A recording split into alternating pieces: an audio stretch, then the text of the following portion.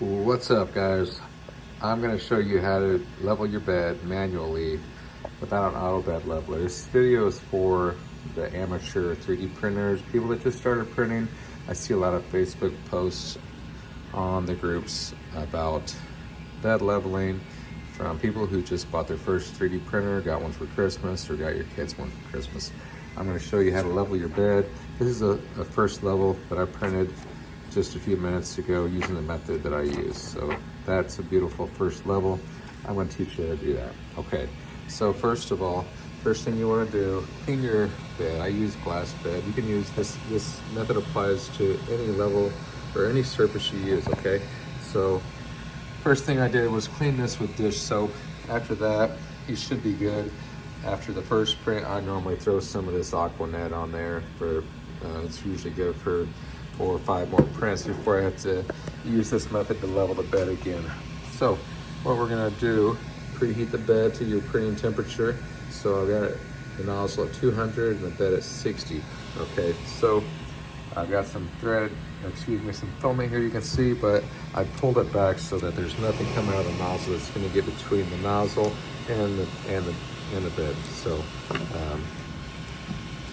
next thing I'm gonna do is go in here and I'm gonna go to prepare and I'm gonna disable the stepper motors just like that. Okay, that's gonna allow me to move the print head back and forth and the bed forward and backwards. All right, so first thing you want to do, knock this thing over here to right over that screw. Grab yourself a sheet of paper. This basic printer paper just needs to be the thickness of regular printer paper. So right here you can see I can pull this, I can push it, 2 fingers, no problem.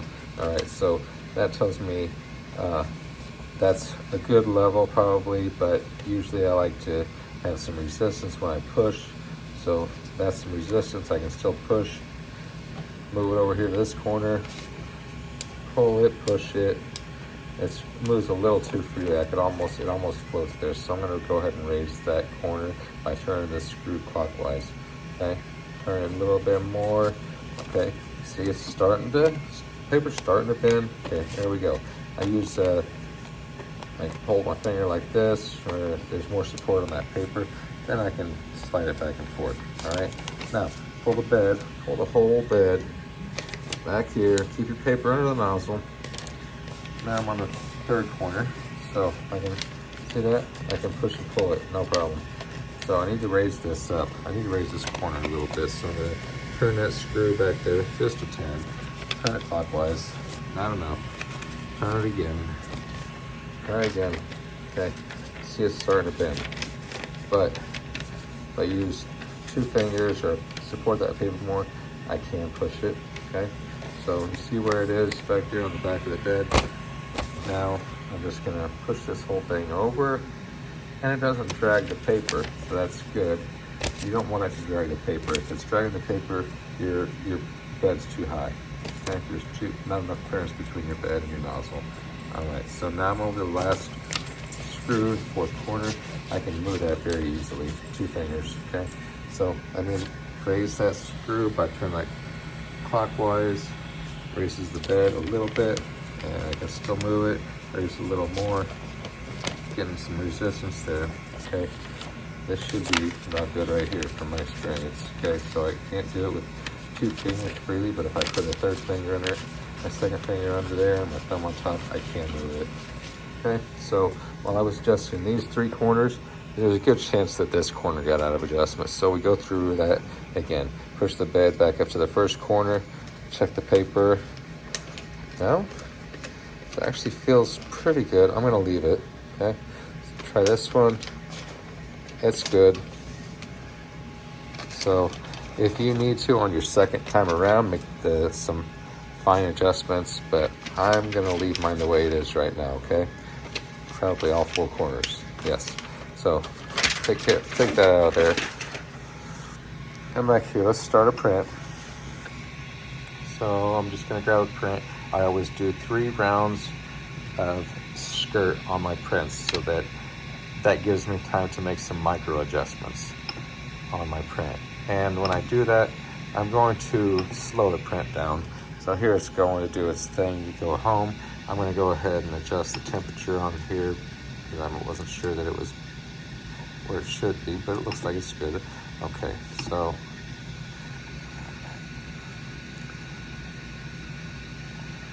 I'm not sure why it's doing that. Anyway, so see that? It just dropped. So let's bring it on back up. So 210s where I do my PLA.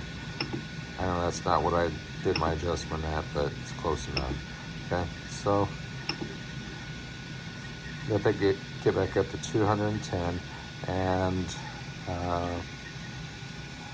okay, heating, and then while it's doing that, I need to push my filament back in here so that it's coming out the tip. So I am going to push the spring here. Kind of hard to do with one hand, and feed the filament back through there. Okay, so there should be filament coming out the tip here because it's up to 204 degrees right now, and we do see some filament coming out here. So I'm just going to pull that off. Okay, so it's getting the temperature right now. It should start printing here in just 1 second. You'll see it's moving.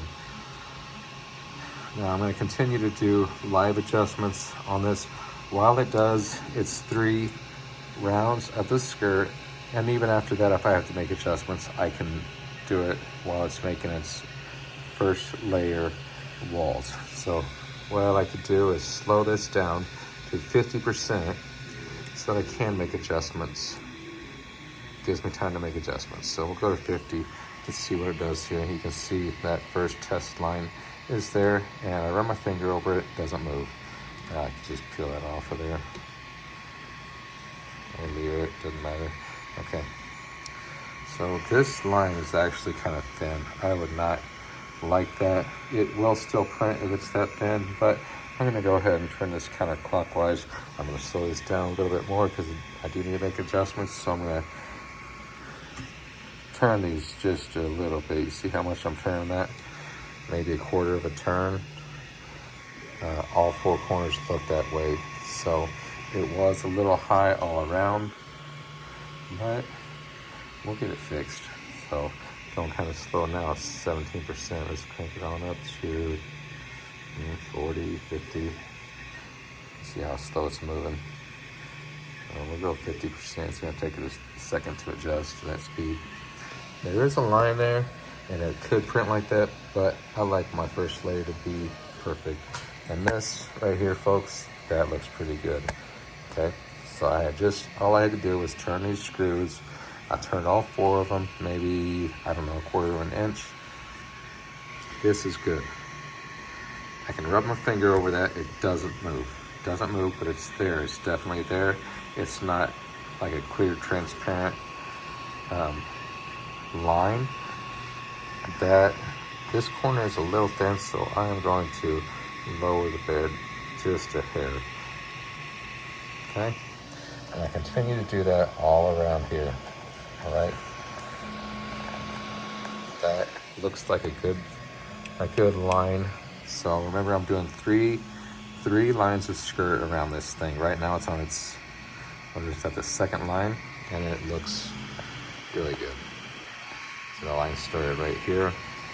It's first, and the second. It's going at second right now. It looks really good. I can feel that layer, but I can't move it. Okay, so I'll go ahead and let that finish. I'm going to speed it up. I'm going to go ahead and speed this up, back up to 100%, and let it do its thing here. Okay, see that? 102. All right, so that was the 3rd round.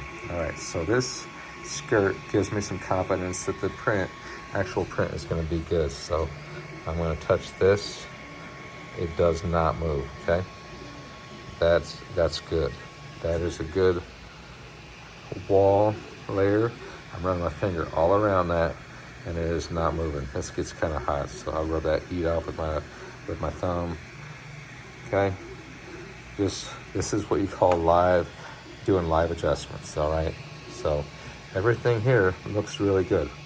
Now, if I had to make adjustments on this first layer, I might slow this down again to 50% while I adjust it. But there's still, my point is there's still time to adjust it while it's making this, making the walls on your first layer, okay? And if you have to cancel it and restart, there's no harm. Better now than have a failed print, 8 hours into a 16-hour print. So this is actually, looks really good. So, yeah.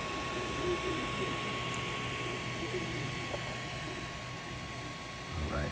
So once it makes my third wall here on the actual print, it will start doing the infill now on the first layer, and you'll come up with something just like this by using the method I just showed you.